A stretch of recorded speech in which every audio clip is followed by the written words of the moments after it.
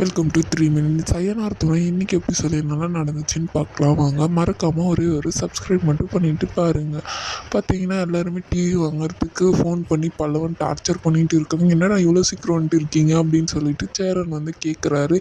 இல்லைண்ணா இவன் தான் ஃபோன் பண்ணியே விட்டுட்டே இருந்தான், என்னையே இவன் தான்டா சைட்டில் வேலையே செய்ய விடலை, சும்மா ஃபோன் பண்ணி வானேன்னு சொல்லிட்டு கூப்பிட்டுட்டு இருக்கான் அப்படின்னு சொல்லிட்டு இது பண்ணிகிட்டு இருக்காங்க.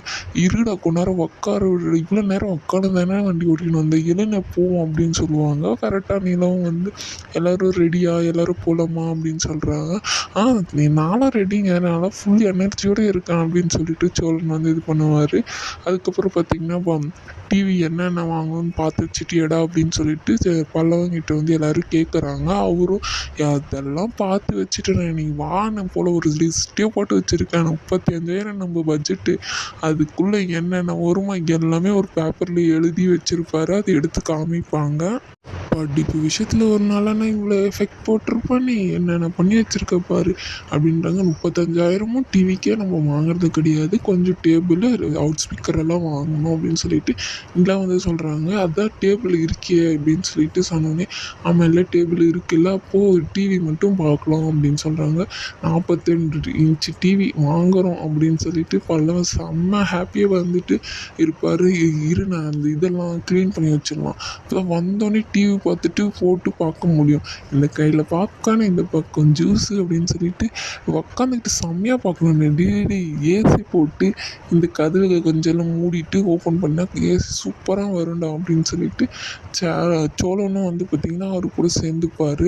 அவங்க 2 பேரும் பயங்கர ஹாப்பியாக, எல்லாருமே ஹாப்பியாக இருப்பாங்க டிவி வரப்போகுதுன்னு சொல்லிட்டு வெளியே போவாங்க. கரெக்டாக பார்த்திங்கன்னா நடேசன் வருவார். நல்ல கரைத்துக்கு போகும்போது தான் இவர் வரணுமா, என்ன தான் பண்ணுறது அப்படின்னு சொல்லிட்டு சோழன் வந்து சொல்லுவார். வந்தவொடனே பார்த்திங்கன்னா எல்லோரும் எங்கே அட்டேஷனில் நின்றுட்டு இருக்கீங்க, எங்கே போகிறீங்க அப்படின்னு சொல்லுவாங்க. இன்னைக்கு குடிக்காதீங்க தானே சொல்கிறோம், ஏன் குடிச்சிட்டு வரீங்க, உங்களுக்கு பிபி ஏன்னா என்ன பண்ணுறது அப்படின்னு சொல்லிட்டு சொல்கிறாங்க. அதெல்லாம் ஒன்றாகாதரா அப்படின்னு சொல்லிட்டு பேசிட்டே இருக்கும்போது கடன் கொடுத்தாங்க இல்லையா, அவங்க வந்து வந்துடுவாங்க. வந்தவொடனே இவர் 2 மாதமாக அவனும் டிவி கட்டாது இருக்கார். இதை கேட்க போனால் எங்களவே அடிக்க வராரு, சண்டை போடுறாரு. கொடுத்த காசை தானே கேட்குறோம் அப்படின்றாங்க.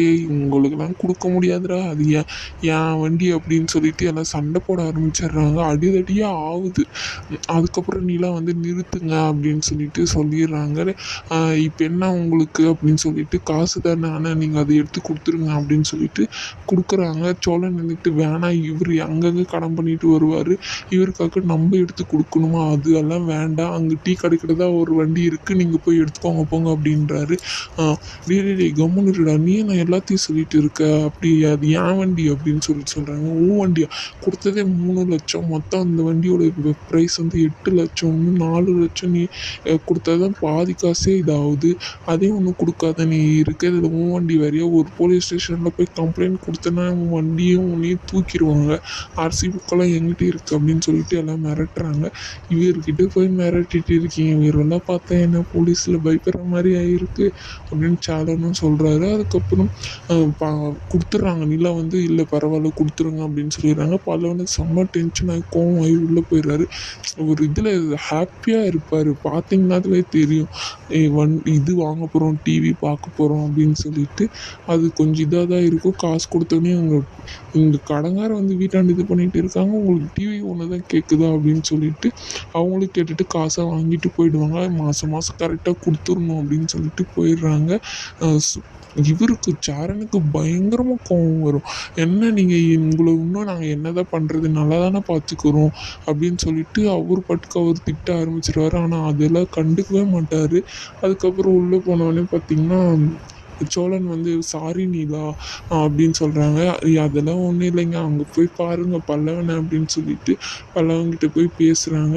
வாங்கிக்கலாம்டா, அடுத்த மாதம் கண்டிப்பாக வாங்கிடலாம் அப்படின்னு சொல்லிட்டு அவருக்கு வந்து சமாதானப்படுத்துகிறாங்க. அதுக்கப்புறம் நைட் ஆயிடுது. நைட்டில் வந்து பார்த்திங்கன்னா ஒரு டிவிக்காகலாம் நீங்கள் இவ்வளோ கஷ்டப்பட்டுருக்கீங்க மாட்டீங்கல்ல நீலா அப்படின்னு சொல்லிட்டு சோழன் வந்து நீலா கிட்ட பேசிகிட்டு இருக்காரு.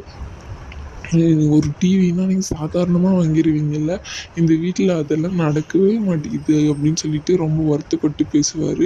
கண்டிப்பாக வாங்குகிறோம் நீலா அப்படின்னு சொல்லிட்டு இதோட இந்த எபிசோடு முடியுது.